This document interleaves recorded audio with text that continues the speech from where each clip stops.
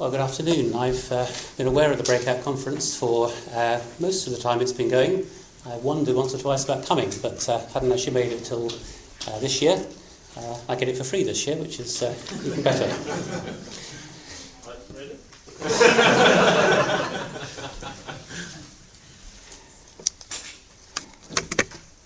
I'm sure you've heard that question multiple times over recent years, and I'm sure you'll be glad that we're not going to deal with it this afternoon. But I wanted just to mention this question because in books, in conferences, in conversations, I guess over the last 10 to 15 years, this question has come up over and over again. What do we mean by church? Language such as fresh expressions of church, new ways of being church, ecclesial communities, emerging church, you've heard all those terms and others. And they pose the question, what actually do we mean by church? What are we talking about? What are the boundaries? What are the definitions? Is there some minimal definition that we need? What does it mean to be church? I do think that remains an important question. Although we're not going to look at it in these sessions that I have with you this afternoon, I do think it remains an important question, one we will continue to wrestle with. It's not going to go away. In fact, it may become more acute as many of the fresh expressions of church mature and need to find their place within the ecclesial world. What are they? What will they become? How do fresh expressions of church relate to other forms of church within the mixed economy that many are talking about? So I want to acknowledge this question and to recognise its significance, but also to park it for the rest of the conference. I doubt whether we'll be able to do that. I suspect it'll come creeping back in at some point, but that's not really the focus for what we're looking at this time. And as Ian said, the focus for these 48 hours together is that other fairly fundamental question, what do we actually mean by discipleship? How do we make disciples? How do we nurture disciples? How do we sustain disciples? And it may well be, again, as Ian indicated, I wondered if Ian spoke much longer whether I need to say anything because he was very much picking up what I wanted to say. But it may well be that is the prior question. If we can work out what it means to make disciples, if we can learn ways in our context, in our culture, of nurturing and sustaining disciples, it might just be that many of the church questions take care of themselves. Again, as Ian said, I'm going to keep quoting you, I think this afternoon, Jesus said, go and make disciples. He also said, I will build my church. And I do wonder whether we've actually switched things around a bit. Whether we've decided we're going to build a church and we hope somehow Jesus will make disciples. And if we reverse those back again, maybe that's the priority. Maybe that's why the subject we're looking at today is so important. I'll build my church. Go and make disciples. What does it mean to do that? How do we engage in that? So maybe starting with the discipleship question is where we should have started all along. And maybe that's been the experience of some of you as pioneers, that actually that has been your starting point. And church has just sort of crept up on you.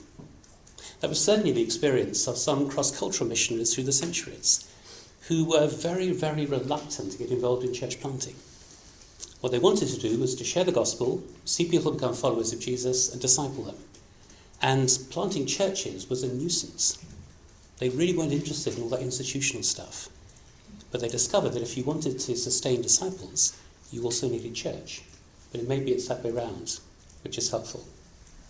I want to start by looking at a number of concerns. Why are we asking these questions about discipleship?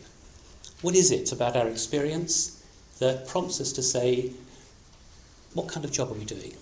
What kind of resources do we need? What kind of strategy do we need to make disciples? I think the first thing that a number of us would be concerned about is the level of cultural conformity within our church communities. Survey after survey suggests there really isn't a great deal of difference in lifestyle between those who are followers of Jesus and those who aren't.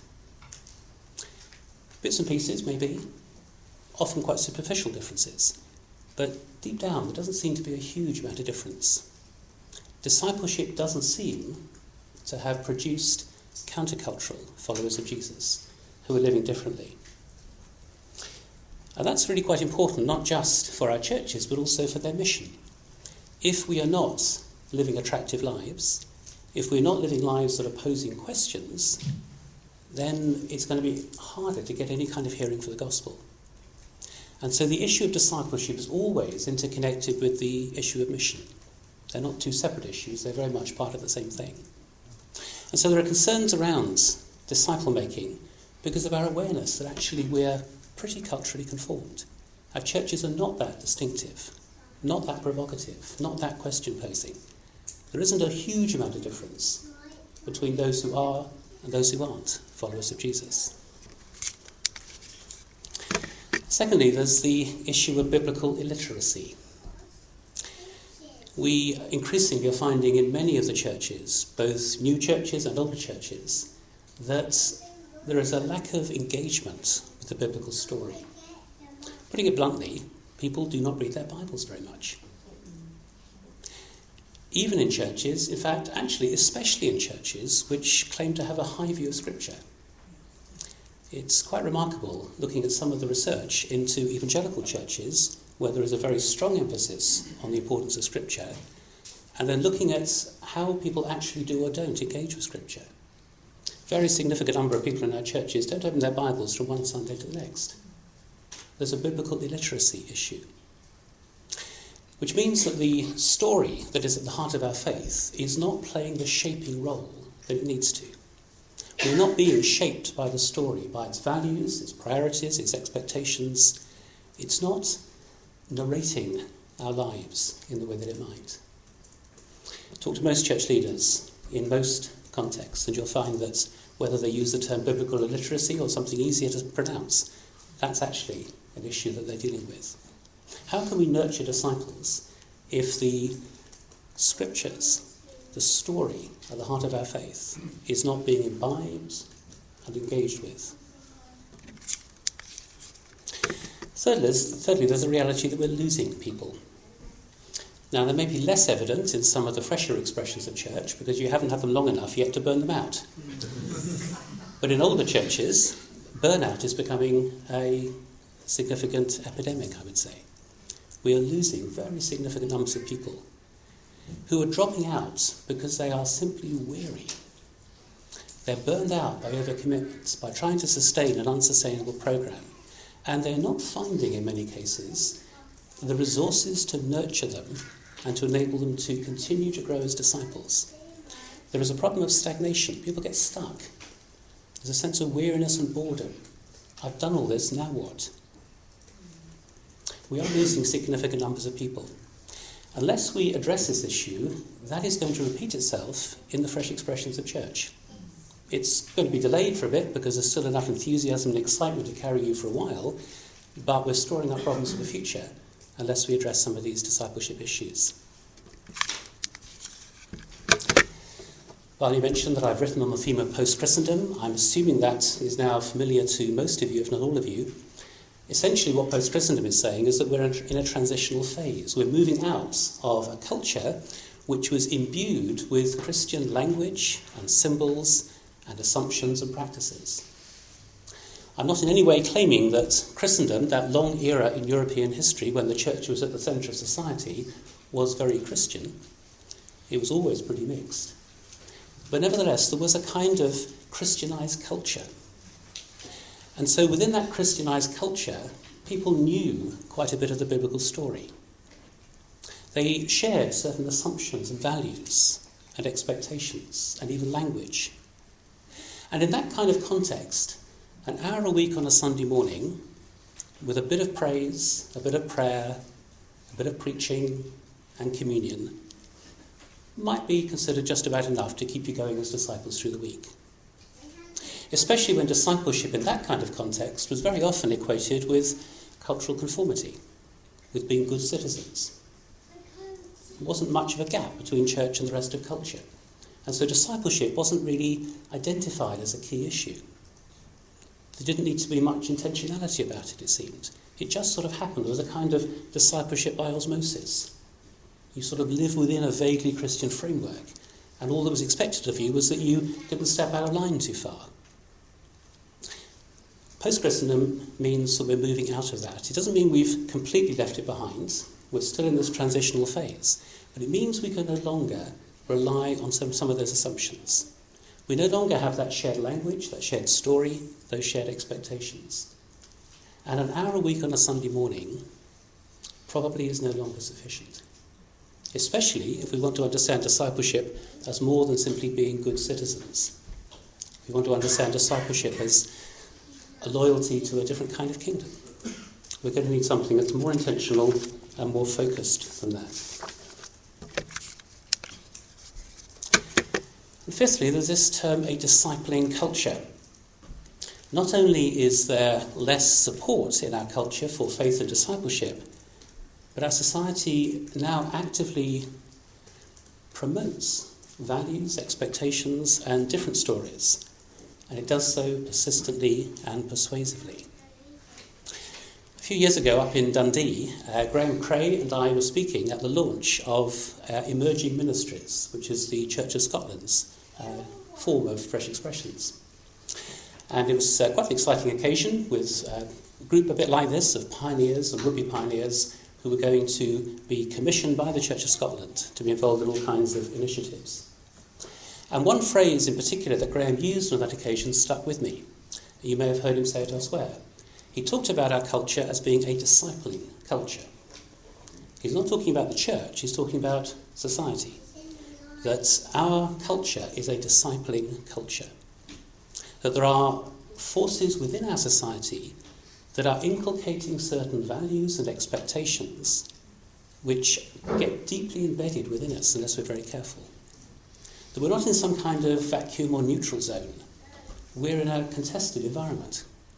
The story we tell as followers of Jesus is radically different from the stories that shape our culture. But those stories are pushed at us through all kinds of media over and over and over again until they become so obvious that we take them for granted. That's the power of a discipling culture. And I think it's important to say that as we think about discipleship, that this is not some kind of internal church issue. This is about how we engage with our culture in missional ways, but also in discipling ways. And so the question we're asking, I think, in this gathering is not simply how do we make disciples, but how do we make disciples? Because other people are doing it as well. It isn't just a neutral situation. There's lots of discipling going on. How do we engage with that? How can we counter some of the other stories that are being told, which are very attractive and very persuasive? What do we need to invest in disciple making, given the amount of investment that's going on in our society? And how might we out-narrate the other stories? How can we tell a better story? So I'd suggest that that might be our starting point for the conversation in this gathering. Some of the concerns around the issue of discipleship, some of the reasons why this is so high on the agenda. Concerns about cultural conformity in our churches. Concerns about the lack of engagement with Scripture and its power to shape us. Concerns about the number of people we're losing and why we're losing them. We'll come back to that later. Recognising the reality of post-Christendom, that we need to be so much more intentional than we used to be about discipleship. And that discipleship now doesn't simply mean conformity to culture and being good citizens. It means something quite different. How do we nurture that? And then this awareness that we are in a battle zone, that we are in a culture that is extremely skilled and effective in discipling us. And we need to find ways of engaging with that. Barney mentioned when he introduced me that I'm very committed to a multi-voiced approach to church life, which means that rather than listening to me hour after hour through the rest of today, I'm going to want to ask you to do quite a bit of conversation. And you are round tables, which makes life much easier. So can I encourage you just for 3 or 4 minutes to have a bit of a conversation around your tables, specifically around these concerns. Which of these, if any, are most concerning to you? Are there others that I haven't mentioned that you think are actually more significant? So those are some of the concerns that perhaps have put discipleship on the agenda for us. Let me just say a little bit about where I'm coming from personally. I grew up in church. I don't remember a time when I wasn't part of a church community. And when I got to about the age of 15, I quite clearly remember wondering what I was going to do with the rest of my life, because now I knew everything about being a Christian. 15. Yeah, it's the arrogance of youth, of course. But I think it was also the product of a certain kind of church environment. A church environment that basically understood conversion as the end rather than the beginning of the process. Now, I'd made a personal commitment a couple of years before that to follow Jesus. I'd been baptised. I was now a Christian. Oh, what do I do for the rest of life?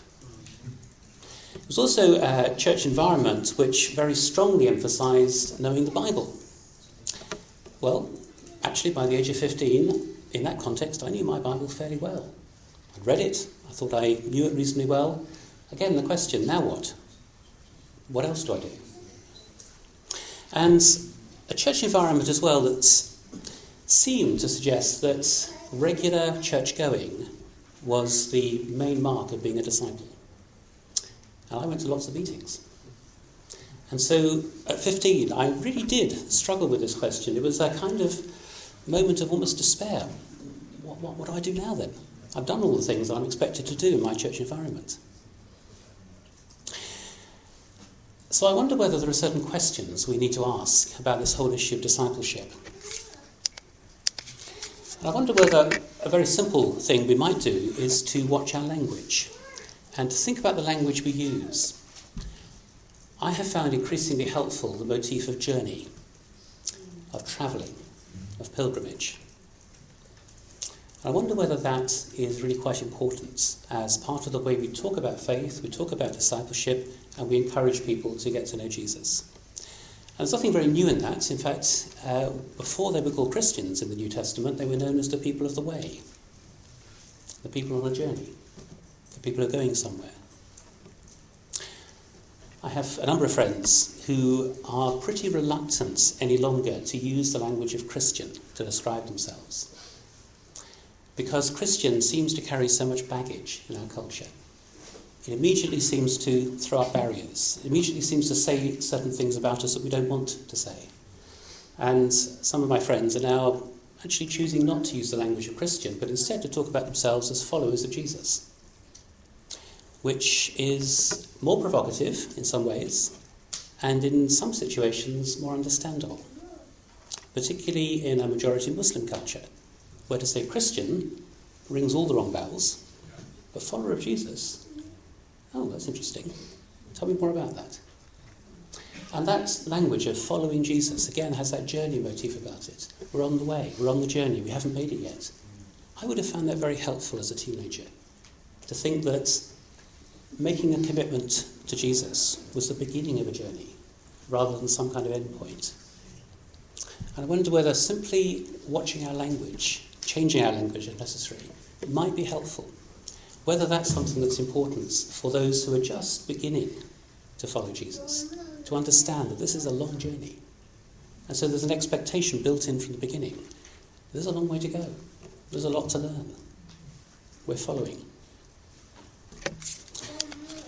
Secondly, I wonder whether some of our thinking about discipleship and some of our practices are too ecclesiocentric, too church-focused. Now, hear me carefully, I'm not in any way suggesting that church is unimportant, far from it. And in the session after dinner, if you're still awake after the desserts they serve here, I want to talk a bit more about the church as a disciple-making community. So this is not in any way saying the church is unimportant. But I do wonder whether our focus, very often, is too much on church life, church involvement, church engagement. I don't know how much you've looked at contemporary discipleship courses. They vary, of course, but my concern about many of them is that they are just so church-focused. They seem to be designed to make us into good church members, rather than equipping us to engage with the whole of life. Yes, there's stuff on personal spirituality, there's sometimes things on family life, but it's fairly restricted. Much of it seems to be to do with institutional stuff. Richard Thomas says, Jesus didn't die a painful death on a cross merely to turn us into good churchgoers. I find that quite a challenging statement. So So I wonder whether we need to look at what our understanding of discipleship is, the resources we use, the expectations we bring, and whether, at least in some of our contexts, it's all a bit too in-house, and whether we need to broaden the perspective. Thirdly, I wonder whether we take enough time. The other thing I've noticed about many so-called discipleship courses is they are very short. They don't actually last very long. You're really expected to learn what you need to learn within about 10 or 12 weeks. And after that, you're sort of let loose, and you somehow hope that the discipleship by osmosis process will take over. And I wonder whether, as we move into post-Christendom, we need to learn some lessons from pre-Christendom, from the ways in which the early Christians went about forming disciples and nurturing disciples. I'm not suggesting there is a complete parity between pre- and post-Christendom, but I do think there are probably closer parallels than between post-Christendom and Christendom. We need to go back to some of the earlier ways. And in the early church, for a number of centuries, they had this process known as catechesis. And catechesis was a fairly long and demanding process of becoming followers of Jesus. It could take up to 3 years. It involved not only learning certain things to believe, but putting them into practice. It involved periodic exorcisms, cultural detoxes, recognising that actually, in order to come fully into the life of Christ and the life of the Christian community and the life of the kingdom of God, you have to be detoxed from all sorts of social, cultural values. I wonder how exorcism might fit into our discipling processes. We may not want to call it that, but I think something of that order may be worth considering. Catechesis also involved sponsors. It involved people who walked with the catechumen through the process. This wasn't some kind of journey you could do online or by yourself. This was part of the community.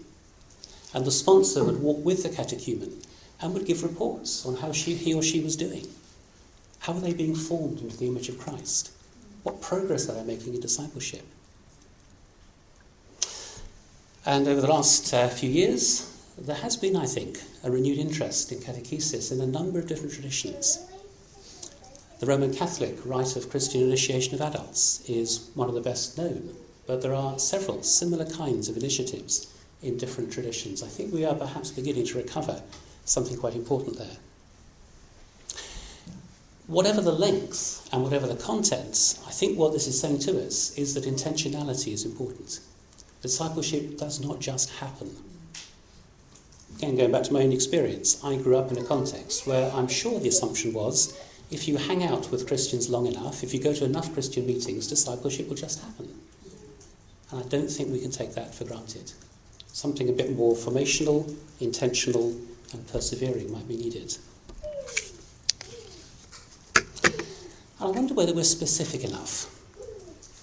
I wonder whether we really get down to the nitty-gritty issues, or whether sometimes our talk about discipleship is too generic. Are we contextual enough? Are we really engaging with the issues within our context, within our culture, that we need to? What are the idols that need to be dethroned? What are the ideologies that need to be acknowledged and challenged? I wonder whether, if we concentrated on a much smaller number of really critical issues, rather than a kind of generic approach to discipleship, whether we might make some more progress. If we were really to learn how to be disciples and help one another to be disciples in some key cultural issues, maybe what we learn in those specific areas would begin to spread out to the rest of life as well. My suggestion is that one of the issues that we might focus on particularly is the issue of consumerism. That will not come as a surprise to you. Many people suggest that consumerism is one of the gods of our age, one of the big stories of our culture, one of the ways in which we're being discipled by our culture. But I wonder whether we've given enough attention to it. I wonder what would happen if our discipleship approach was to focus particularly on this issue of consumerism. If we were able to become and help others become countercultural in this area, if we were to crack this one, I wonder whether that would have a knock-on effect in all sorts of other areas. Don't know, but I just wonder whether sometimes our approach to discipleship is too generic and not focused enough, whether we don't really get down to the nitty-gritty. Okay, over to you again. Another 3 or 4 minutes. What do you think? Are these the right questions, or at least some of the questions? Are there more important questions that we want to put on the agenda for these 2 days? 3 or 4 minutes, and then we'll have a little bit of feedback. As I was thinking around this session and wondering what would be helpful to focus on, I began to be a little bit wary of simply talking in abstract terms about discipleship as if it's something out there or up there. And I began to think, well, what has actually sustained me as a disciple? What has nurtured me? And I just thought I probably ought to talk a little bit about that. Not in any way to say, well, I've got all this sus, and if you only do what I do, you'll be fine. But actually because I think we need to model talking about our own discipleship as we disciple others. And that was something that the sponsors used to do in this catechesis process. They were not there as detached experts taking people through some kind of process. They journeyed together. They shared their own struggles, their own areas of difficulty, the resources that they had found helpful. It was very much an open, shared thing. And I do wonder whether one of the things that we may need to wrestle with a little bit is to what extent we're prepared to be vulnerable in this whole process of disciple making. Are we prepared to journey together as fellow learners, rather than thinking discipleship is something we do to those who are not as advanced in faith as we are? And so that's the context within which I just want to say a few things about what has sustained me over the years.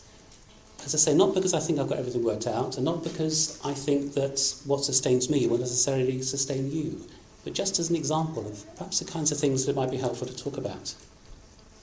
I'm going to start with something that is very traditional, perhaps very obvious. I am sustained by prayer and Bible reading.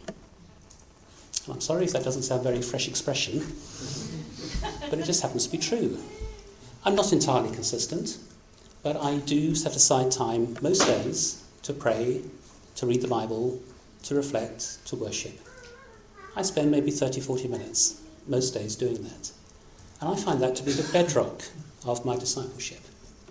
I've done that for 40 years. I can't imagine living without that. I don't always want to do it.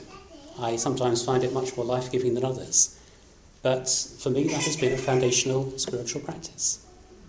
Hear me, I'm not saying everybody should do that. I'm simply saying that's what I find helpful.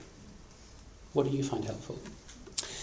Something else that I have increasingly found helpful over the last few years are retreats.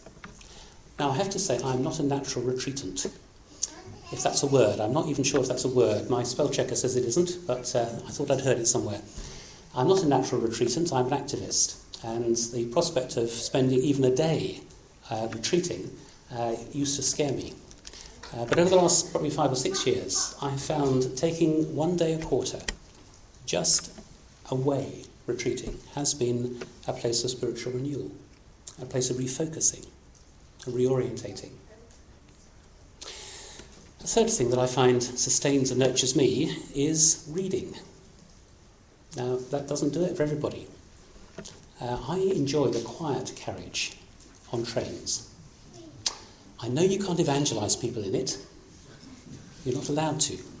Not allowed to talk. But I find it to be a place of nurture as I read without interruption for maybe 2 or 3 hours sometimes. I wonder how much we're encouraging people to read. I don't just mean reading discipleship books or even Christian books, but reading, reflecting on culture. The fourth area that has been quite important for me is something that I remember being taught very early on. I don't think I got much kind of discipling in the context in which I grew up, but one thing I remember being told was confess your sins as soon as you're aware of them. Don't let things fester. And I know that's been a practice throughout my life, that when I'm convicted of sin, I want to confess it and deal with it as quickly as possible. And I found that to be tremendously important, so that things don't just build up. A fifth area that I know has nurtured me in many different ways have simply been conversations. Talking with people, listening to people. I've been blessed with a whole range of colleagues over the years in many different contexts, and I've learned an enormous amount just simply from informal conversations. So I would suggest that what we're doing together over these 48 hours is actually discipling one another. Not in any kind of formal structure, but just through our conversations, through what we say, what we hear, how we reflect together. I am sustained by what I would call narrative worship. Well, here is a confession. I don't find most Christian songs very edifying. In fact, I would be perfectly happy never to sing another hymn or chorus in the rest of my life. I know that just is heresy to some people. It would be heresy to my wife, who is a musician, liturgist, worship leader, and loves singing. It doesn't do much for me, I have to say, particularly some of the drivel that we're expected to sing. But what I do find helpful is narrative worship. And that can sometimes be in song, but worship that helps me to retell the great story of God and to reorientate myself within that. Communion, I think, is part of that, because when we take bread and wine together, we are retelling the story, or at least one of the central parts of the story. I wonder whether narrative worship is something that's important in our discipling. I'm also conscious that I grow as a disciple through my engagement with people who are not Christians, through conversations, through encounters, through reflecting on those encounters. One of the dangers that I know I can easily fall into as someone who spends a lot of my time as a consultant working with different churches, I can spend all my time with Christians. Very easily if I'm not careful. I've had to take some very decided steps over the last few years to make sure that I spend time each week with people who are not Christians, that I have a network of friends who are outside of church. And I think that's important in terms of discipleship too. And the other area that, looking back, I know has been significant in my own journey has been taking risks. Now, of course, that's no problem for you lot, is it? Pioneers, risk takers. But I know the times when I've stepped outside my comfort zone, the times when I've taken risks have been times, very often, perhaps not at the time, but I realised afterwards that was a time of significant growth, of learning to be a follower of Jesus. So I say those things not because I'm suggesting that my experience should be your experience, not that it's a template for anybody else, but just as an example that I think we need to talk about these things. We need to talk about the things that sustain us. And I don't find that many conversations going on in church life where we do talk about these things. And I think it's something that is important when we are journeying with someone who is a newer Christian than us. That we can share something of our resources, some of the ways in which we are learning, not to impose on them, but simply to give some examples and to draw them out. What are the things that they are finding nurture and sustain them? So a degree of vulnerability might be important. Yes, another time for conversation. Round the tables yet again. Don't you like this multi-voice stuff? But an opportunity just to talk a bit about that. Do you think that's important? And might you even share a little bit of what sustains you? Just for 3 or 4 minutes. What do we then mean by discipleship? How do we understand the term, the concept of discipleship? I think it's important we don't overcomplicate things. I think most of us have at least some idea of what we mean by that, although it would be quite interesting to see how common our understanding is across this room. Other words that are often used are words like apprentices or learners. Some New Testament scholars have suggested that the language of faith in the New Testament might just as well be translated as loyalty. So faith in Jesus is about allegiance. It's not simply about believing certain things or even behaving in certain ways. It's about ultimate loyalty. So the disciple is one who is loyal to Jesus in all areas of life. During the Christendom era, during those long centuries when much was assumed, there wasn't a great deal, I think, of intentionality about discipleship in most contexts. There was some. But that's the area that I think we need to work on now as we move into a post-Christendom world. Discipleship is not just going to happen. And if you hear nothing else in what I'm saying in these 2 sessions, I think that's something I want to communicate as clearly as I can. Discipleship is not going to just happen. We have to be intentional about it. But how do we understand it? What are we actually aiming at? What does a disciple look like? I want to suggest 4 terms or concepts that I have found helpful in thinking about discipleship, and I hope might be helpful to you as well. The first of those is becoming human. Becoming human. Barney and I are both involved in a course that runs each year called Crucible. And one of the weekend modules that we run is called Becoming Human. It's the module where we look at the issues of discipleship in particular. And we decided that becoming human was the focus we wanted for that weekend. Already in the course, we will have talked quite a bit about Missio Dei, Mission of God. In this weekend, we talk quite a bit about Imago Dei, being made in the image of God. And I think we need both of those in our understanding. Yes, we are caught up in the mission of God, but we're also those who are created in the image of God. One of the questions that we ask at the beginning of that weekend is, what is your aim? What is your goal? What is your hope for your friends, your family? What would you love for them to be and to become? And the answer that many people obviously give is, well, I'd like them to become Christians. And that's not a wrong answer, but our suggestion is that that's not actually the end of the story. That really it's about becoming human.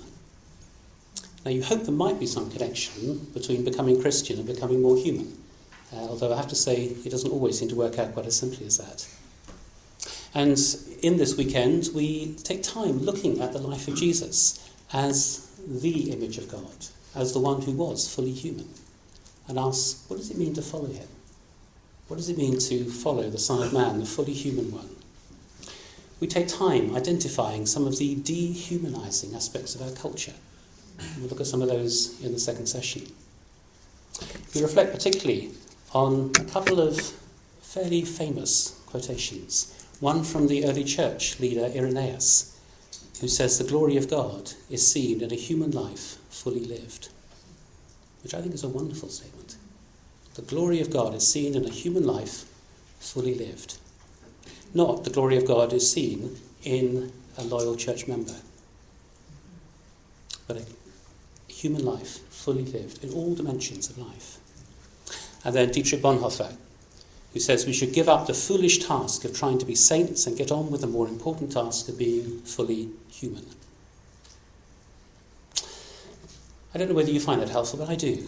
I think there is something holistic about that, something which is life-affirming, something which might help us to avoid the ecclesiocentric focus of some discipleship thinking, and might also help us to avoid the sacred-secular divide that we can sometimes slip into.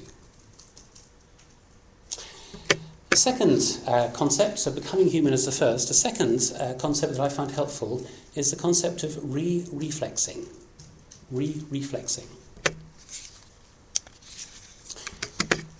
I draw inspiration quite a bit from the Anabaptist tradition.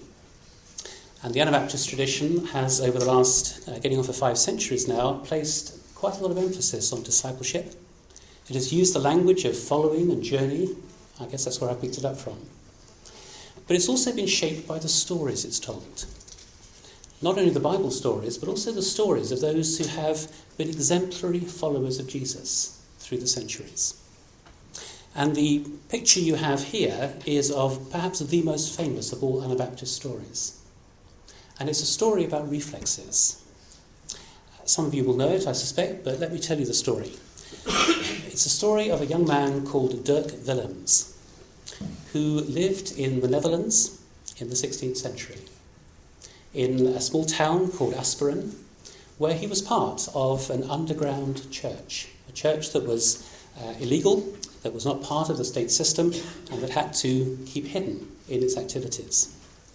However, it didn't keep hidden enough.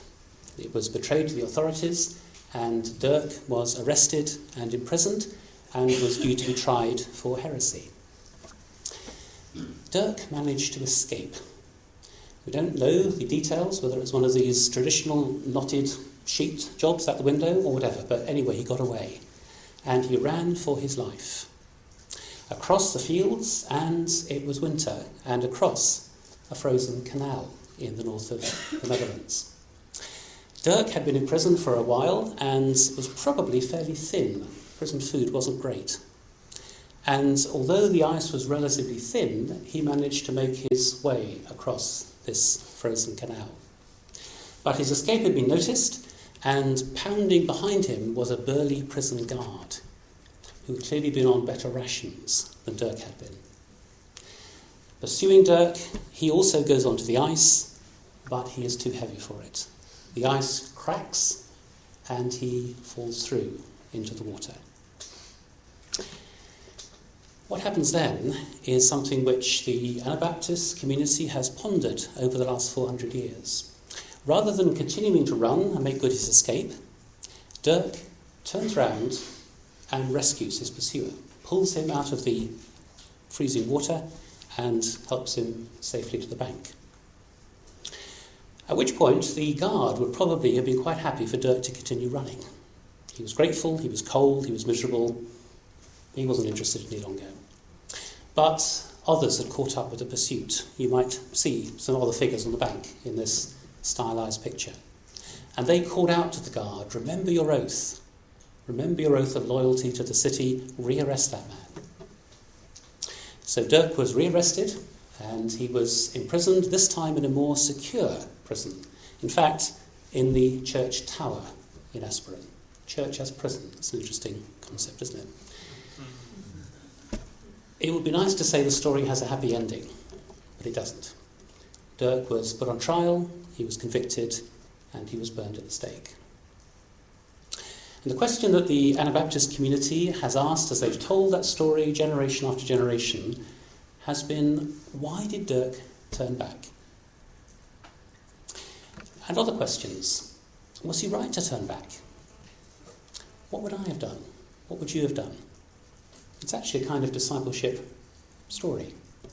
But the thing that I think they've concluded is that whatever the reason, this was a reflex action. When people go through the ice, they go down quick. Dirk did not have time to do a Bible study. He didn't have time to consult his pastor. "Pastor, what do I do in this situation?" It was a reflex action. He turned and he rescued him. And so the question that for me emerges out of this story is, what had shaped Dirk's reflexes that he responded in that way? What kind of community did he belong to, and how was that community shaping his reflexes? And I've become increasingly interested in reflexes over recent years. I'm actually less interested now in what people say they believe or what kind of rules they think they follow. I'm much more interested in asking the question, how do we respond in emergency situations? How do we respond when we haven't got time to think about it, haven't got time to weigh it all up? How do we respond when we're put on the spot? Because I suspect that shows what we're really like. That shows what our deepest convictions really are. And in the light of that, I'm interested in asking, what kind of reflexes are our communities shaping? I think it is a discipleship issue. What we know about the community that Dirk was part of was that they were passionately interested in the Sermon on the Mount. And so they would have read over and over again that instruction, love your enemies, do good to those who would harm you. Was that what shaped Dirk? We don't know. But I think the whole issue of reflexes is really quite important. And if we develop ways of thinking about discipleship that are all about making sure people believe the right things and know what the rules are, I think we're missing something really important. It's something deeper than that. It's about reflexes. Thirdly, there's this term reflective practitioners. I teach at quite a number of theological colleges, and this is a term used in many of them to describe the ambition that many colleges have for the ministers they're turning out. They're looking to turn out priests and vicars and ministers and pastors who will be reflective practitioners. Those who can reflect theologically and with emotional intelligence on the kind of context that they find themselves in and the practices that they have. That's what ministerial training colleges hope they are turning out. You will have to judge whether they've been successful or not at that. But I'm wondering whether actually, rather than keeping this as some kind of descriptor for professionals, this actually might be a good way of describing all of us as disciples. Reflective practitioners. Those who are able to reflect on the things that we're doing and saying, reflect on the conversations we have, reflect on the incidents that comprise our lives and ask, what does it mean to be followers of Jesus in the whole of life? It's again about this whole life discipleship. Can we develop processes that will help one another to reflect on our practice? Again, this evening I want to talk about some things that we might do that will be helpful for that. But maybe making disciples is about equipping one another to be reflective practitioners. And fourthly, and unashamedly, I think we need to think about disciples as missionaries. Again, that shouldn't be news to any of us in a pioneering context. But if Missio Dei is the context for the whole of our life and ministry, then discipleship is simply about helping one another to find our place within the mission of God and to participate fully in what God is calling us to do within that. And so again, discipleship is not just about personal holiness. It's not just about church engagement. It's about how we understand ourselves as participants in the mission of God, how we understand our neighbourhood, our workplace, our leisure activities, our family, every aspect of life as context within which we can participate in God's mission. So our discipleship process, our way of thinking about how we equip one another to be fellow pilgrims, is set in the context of mission. Of course, as we think about the practices of discipleship, we might also want to think about the way in which Jesus made disciples. We could have spent the whole of this conference looking at the discipling that Jesus does with his disciples. That may well be something we need to look further at. But those who have looked at it, those who've studied it, those who've engaged with the gospel story and have asked, how did Jesus actually make disciples? What can we learn from that? Have said a number of things, which let me just summarise very briefly. First of all, they've said, Jesus seems to combine the formal and the informal. So quite a lot of what goes on in terms of the discipling that Jesus does is informal. It's just as they travel along the road. It's as they reflect on what's been going on. But there seem also to be some more formal moments, times when Jesus takes them aside and seems to engage in something a bit more structured and organised. Sometimes it's intentional, sometimes it seems to be spontaneous. So sometimes there seems to be an agenda where Jesus has things he wants them to understand. Other times it seems to be responsive to issues that they're raising. Maybe we can learn from that. One person looking at this subject summarised it in this way, that Jesus' discipling included formal teaching, modelling how to live, action reflection, pastoral support, and the freedom to fail. That's an interesting one, isn't it? That may be an area that you might want to pursue further. I just wanted to flag it up and mention it, that the way in which Jesus disciples his friends might have something helpful to say to us.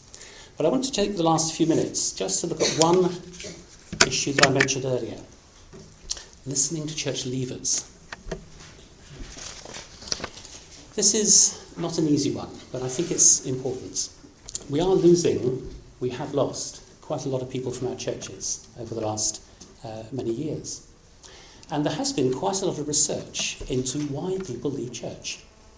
There's a whole genre of Christian literature over the last 20 years which draws on research into why people have left church.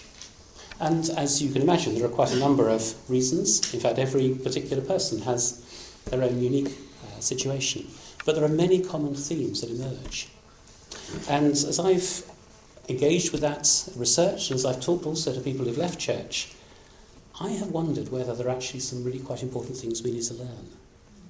This is not to say that everything church leavers say about church I agree with, or we will agree with necessarily, but it is to say that actually listening to those who have left might help us, if we have the humility and courage, to learn some things about how our communities are functioning.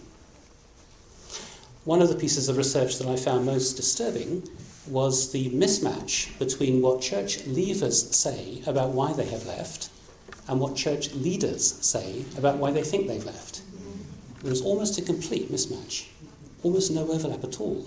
It really is quite disturbing. Of course, it's difficult to listen to those who've left the church.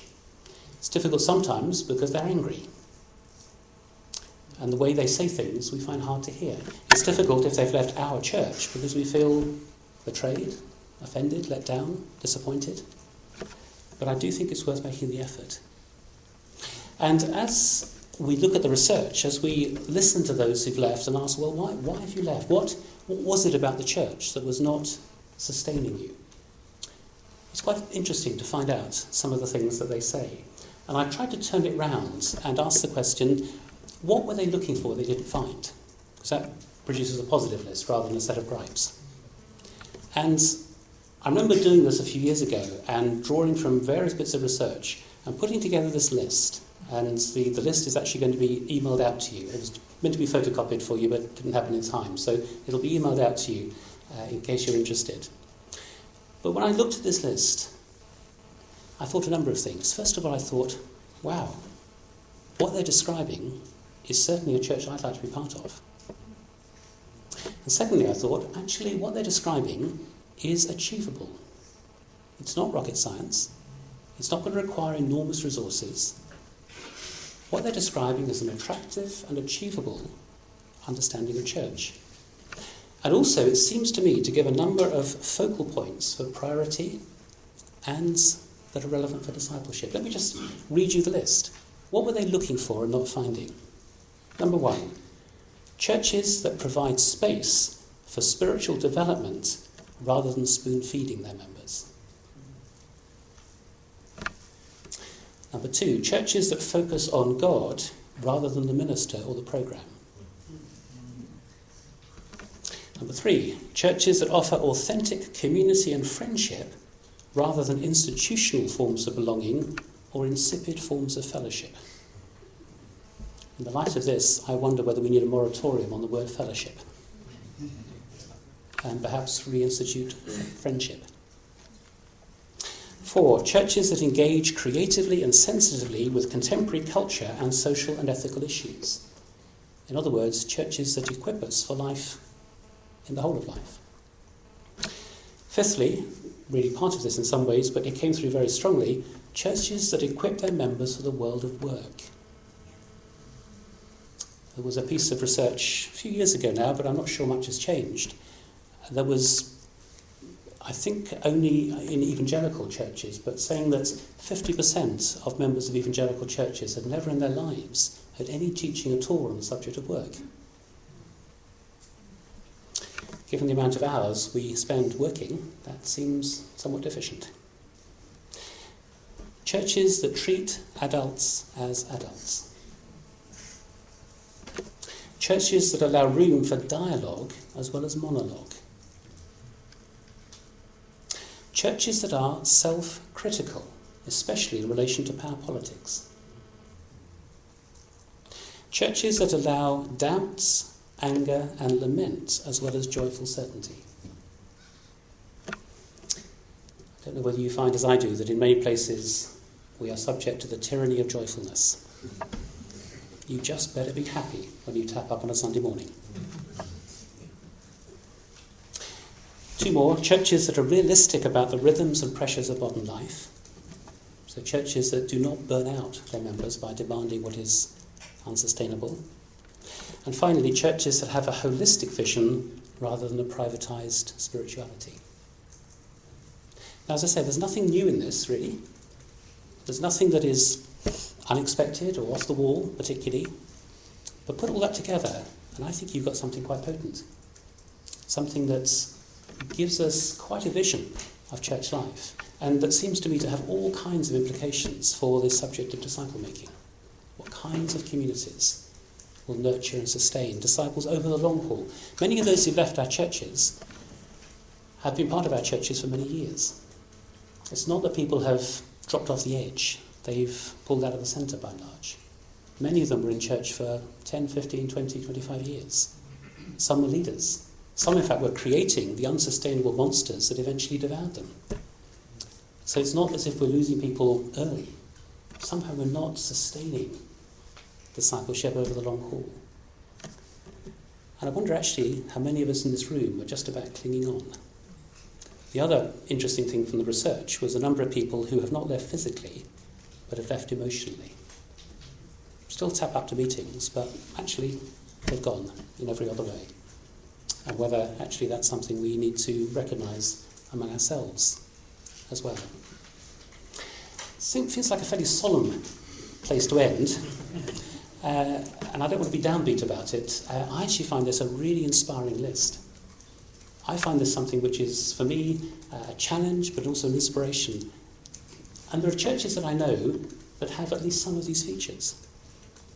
This does not require £1 million invested. It does not require amazing leadership.